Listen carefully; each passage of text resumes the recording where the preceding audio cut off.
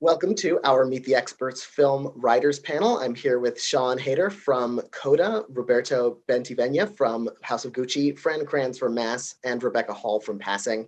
Now, you're all actually directors as well, either of the projects we're talking about today, or Roberto, I know you've directed other projects in your career.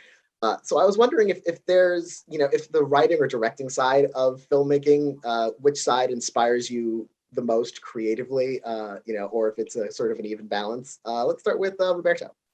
Well, I think I always, maybe naively, but I always write thinking that maybe I might direct what I'm writing.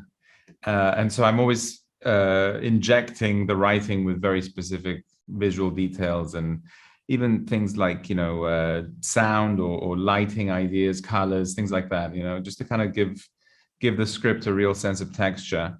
And in this case, I think subconsciously I thought that maybe Ridley would direct it. And so, I just really kind of wanted to give it as much nuance as possible visually.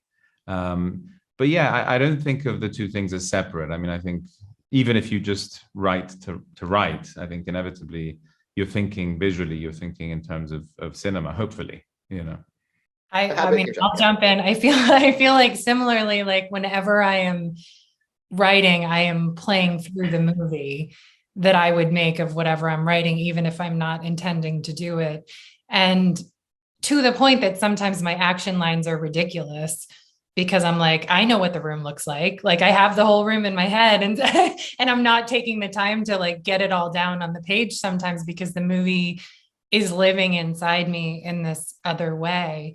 But I sort of, writing is so painful. I mean, it's amazing, but it's often painful and kind of, there's such different parts of you, at least for me, they are, and I think I'm always looking for ways to make writing a more communal experience, whether like Fran said, it's bringing in actors to hear it and read it, or whether it's in my research process where I really use a lot of real people. And I'm, when I was writing CODA, I was in Gloucester and I was going around and going fishing with local guys to see how their boats worked and, talking to the Gloucester Fishermen's Wives Association to get a sense of what those women were like. And so it's sort of like always looking for a way to bring what I love about directing into the writing process.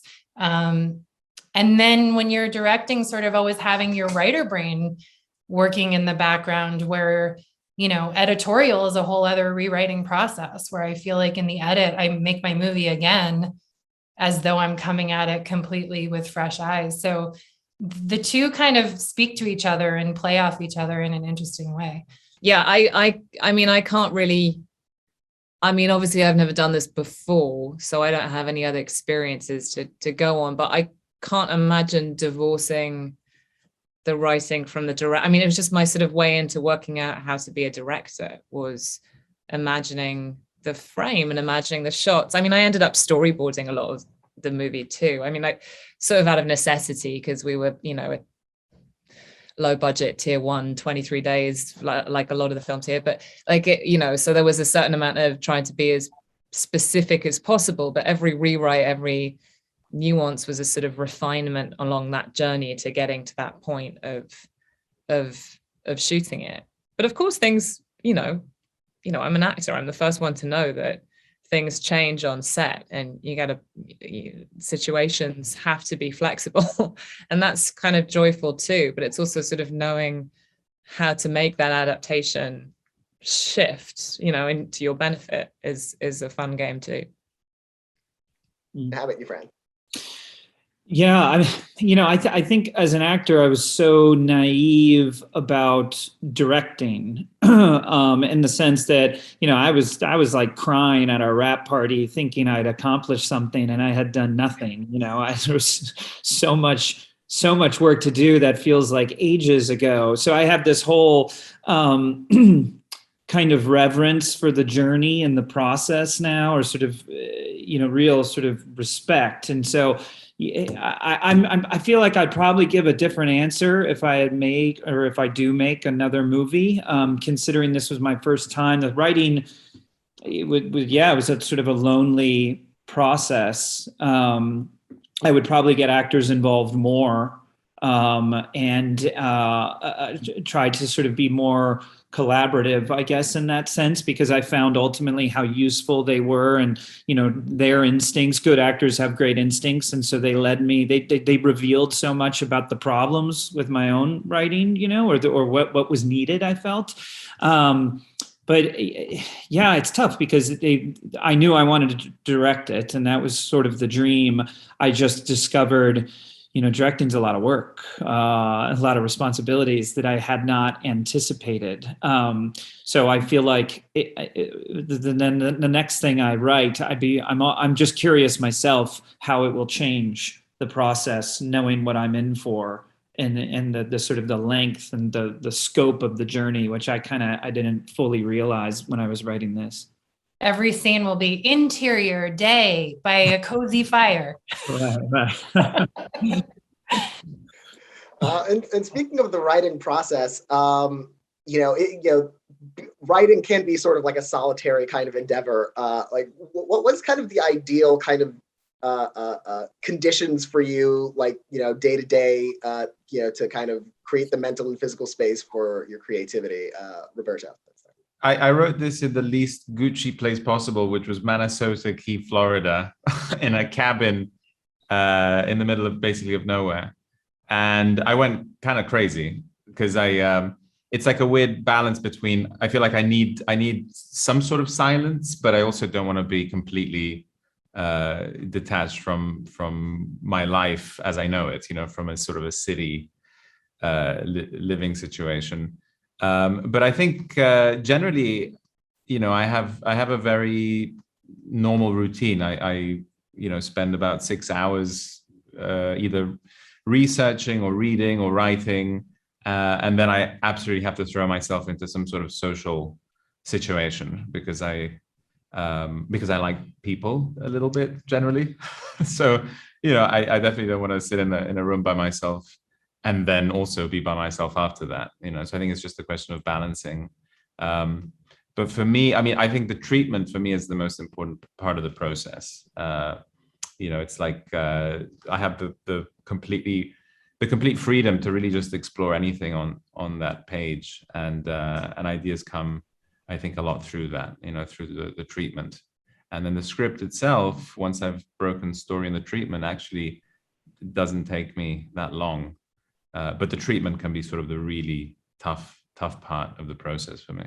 Yeah, there's like a room up there that I wrote most of this in that just like hasn't, I don't know if it'll ever recover. It's like a mess. It looks like I just moved into it or something. I'm so curious. I heard about a novelist who leaves her home and drives on like this sort of fictitious 10-minute commute just to go back to her home to sort of separate work from home and sort of do her writing.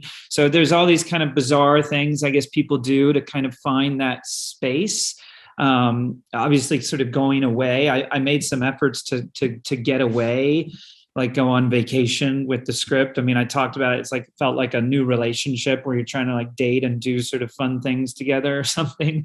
But with a family, I wonder how to sort of manage it all and carve it out. This was obviously such an emotional writing experience that part of me felt, I sort of need to be, for lack of a better word, sort of masochistic about it. And I kind of need to sit with this and immerse myself in these stories and feel these emotions in order to, honor the sort of the story I'm trying to tell and the real sort of communities or survivors and really try to put myself there.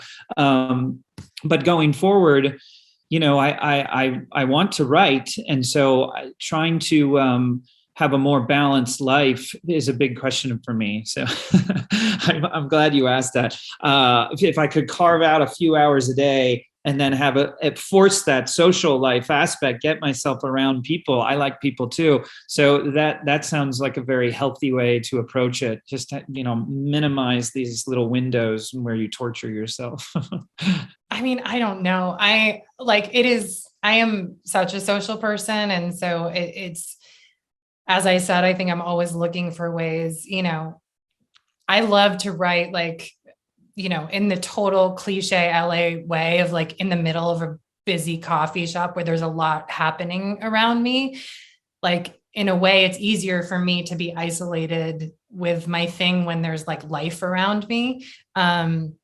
So that always worked better for me than being, you know, alone in my house in a room. Like I liked being out in the world with my laptop somewhere. Of course, like my first movie I wrote before I had children. So I was working in this like very writerly way of, you know, writing for a while and taking a walk and, you know, going for a hike and like mulling over the scene and then going back to write some more and then getting some coffee. And then at 3 a.m, having a great idea and getting up and sitting and working on my laptop. And, you know, I had 2 small children when I was writing CODA. So it's hard to have that brain space where it's working at the back of your head. Cause I think there's the writing you're doing when you're sitting in front of your computer and you're actively writing. And then there's the writing when your brain is like, your subconscious is working out a problem in your script as you're doing something else. But I found that part of my brain doesn't work as well now that I'm a mom with small children who are constantly needing engagement. You know, I'm not kind of like working on like, what is that second act thing? You know, I'm doing whatever insanity you're always doing when you have 2 little kids. So it's been a lot. I've had to become much more disciplined about, you know, this is my work time. I'm locking myself in my office. I'm creating like Home Alone style barricades up the stairs. So there's paint cans and things hitting my children if they try to get to me. But you have, you know, it's sort of, you have to do that. And then honestly, breaking it up with, like I said, I mean, real people are everything to me when I'm writing, because it's the things that come out of those conversations. So sometimes if I'm working on something and it's like, instead of Googling it, I'll find a person to call to have a conversation about it. You know, if it's like, what would the Coast Guard say if they're doing a Coast Guard boarding in the middle, you know, out at sea? And instead of like Googling that, I will find a coastie to call and have that conversation, because also I find that will lead to other creative ideas that I was never expecting. You know, that'll lead to, oh, there's this other weird thing about being a coastie that, you know, and suddenly you're like, oh, that could be a whole scene, or that could be a whole. So I just engage with strangers a lot. Honestly, I'm always cold calling random people to talk, you know, like, hey, could you talk to me for a second about what it's like to run a fish auction? And it might be a procrastination technique. I think it definitely is on one level, but it also gives me a lot. Procrastination is very important. Right? I mean, it is. Crucial. How about you, Rebecca?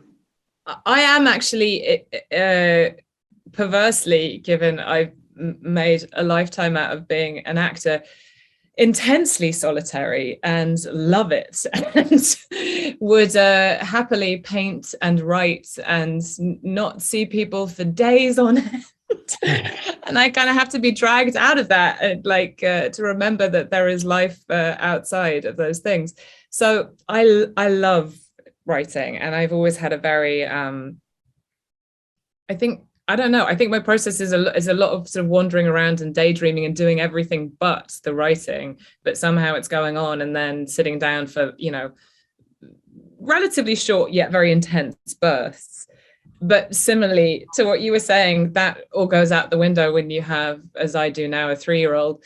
So it's sort of become this sort of dream of some sort of solitary artistic existence has completely gone out the window. I just finished a screenplay which was mostly written sat on the floor amidst a lot of Play-Doh and Legos. So, you know, it's like I couldn't even get to the office. So I don't know. You sort of, I'm slightly, I think sometimes I have to surprise myself with situations. Like I've done a lot of writing sort of in the back of car journeys on the way to jobs or things that were, you know, if someone else is driving, then I suddenly find I can do lots of writing, which is very weird. But I think it's like a sort of a trick of, you know, conning yourself into some environment that doesn't feel precious. It's like, so I don't know, who knows? Well, I want to thank all of you for joining and talking to me about your work.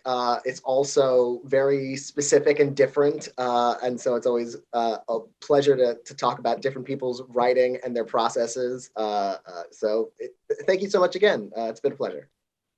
Thanks for having us.